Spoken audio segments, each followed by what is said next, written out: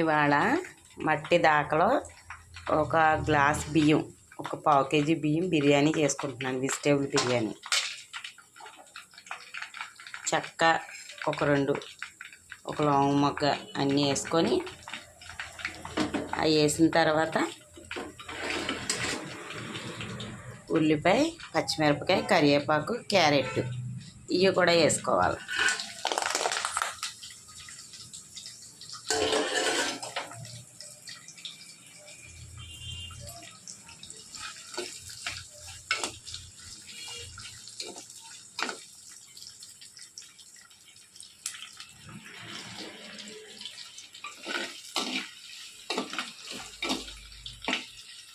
ఇవి కొంచెం వేసుకొని నూనె తక్కువ వేసుకోవాలి.